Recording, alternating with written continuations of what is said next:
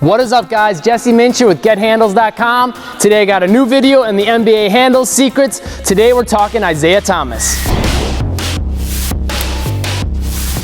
So alright, before we jump into the video, make sure you hit that like button for me. Let's try to get this video to 1,000 likes. And of course, make sure you leave a comment down below.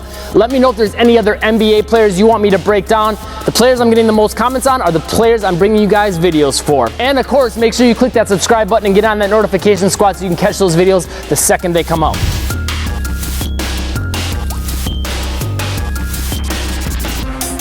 Okay, first things first, Isaiah Thomas generally uses more of a floating dribble. So, high ball in hand time, kind of floats it. And again, we talked about this in some of the other NBA handle secrets. Certain players like Chris Paul generally uses more of a pound dribble, but all the players that I'm talking about use a little bit of both. But some players generally use more of a pound dribble and some use more of a floating dribble. And overall, I say I've noticed most of the best ball handlers use more of that floating dribble because that allows them, it frees up your feet to move. So you can create off the dribble a little bit more, okay? And you can still move that basketball around. A lot of, coaches tend to think and teach their players that if you dribble the basketball up high, you're gonna get the ball stolen. But really that's not the case, because what that's doing is it's freeing up your feet to move. And Isaiah Thomas is real quick with his feet. So it helps him use that to his advantage. But on top of that, you're not gonna get the ball stolen, and it allows you to free up more options to create, because if you're floating the dribble, you can still send defenders flying with little fakes. If a defender comes up tight, you can push it behind your back. There's tons of ways to protect it just moving the basketball around. So more of that higher floating type dribble is something Isaiah Thomas uses really well. And even sometimes he'll use more of a lower floating dribble. So when I talk about the floating dribble, you don't always have to necessarily do it up, real high, how I say some NBA players do, like Iverson and sometimes Kyrie.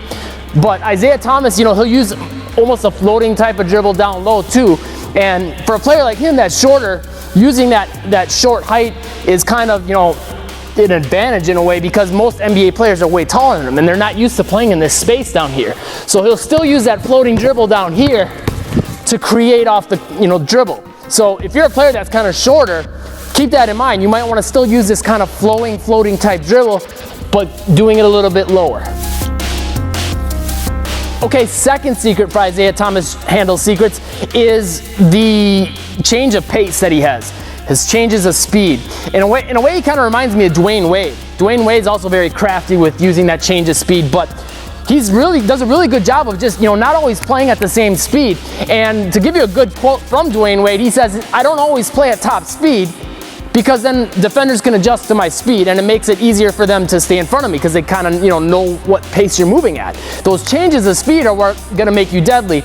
And I'm sure you've seen it before, but Isaiah Thomas, a lot of times he'll come up to a defender moving and then he'll stop and do that little hesitation and kind of turning back, acting like he's going to go into protection dribble, and then he'll blow by his defender. Okay. A good tip I can give you though for this change of speed is coming up close to your defender, and from there, you can kind of slow down when you get closer to the defender. So if the defender's right at the three-point line here, if I get close to the defender and I kind of slow down and I can kind of sneakily, again, moving slow to get tight to them, that allows him to use his speed much more effectively. Okay, if I'm back here and I'm trying to go all out to get past my defender, he's gonna just move right along with me. But if I get close to him and kind of sneak up to him real slow, and now I'm close, now if I use my speed, I'm past him. Versus if I'm back here trying to outrun him, it's not going to be as effective. And the same thing goes, with even like your crossovers, right? Your speed's going to be more effective if you sell that last second fake when you're real tight to your defender.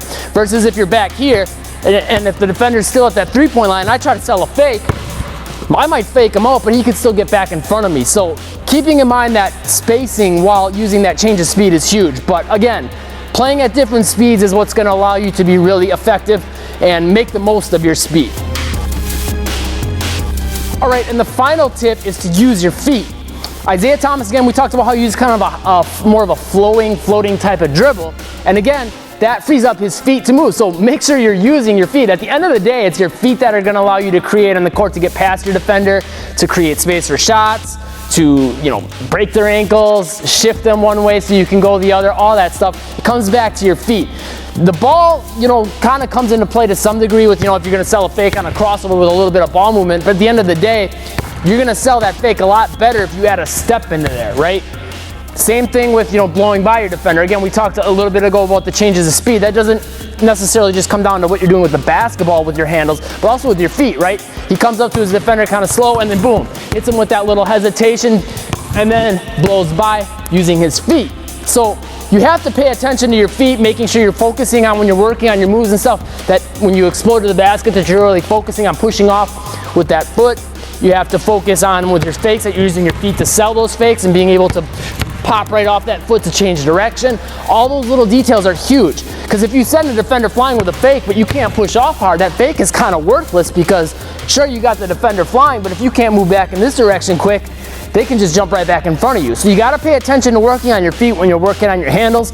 And again, Isaiah Thomas is a very quick player, very explosive first step, very good with his change of direction, and great at stopping on a dime. And again, all that stuff starts down here with your legs. So make sure you're focusing on that, and that'll help you take your game to the next level and play a little bit more like Isaiah Thomas. Now, if you found these tips helpful and you're gonna try to put them in your game, make sure you click that like button for me.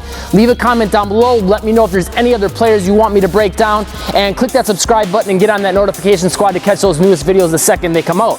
And if you want to really take your handles to the next level, make sure you click this link right here. That'll help you develop your athleticism, your ball control, and a whole bunch more. It's a free workout. Just click that link, pop in your email, and I'll send that to you right away for free. It's a 10-minute workout that'll take your entire game to the next level. And if you like this video, make sure you check out this video as well, and check out this playlist of the NBA handles secrets. Thanks for watching. Stay tuned for more, and break some ankles today.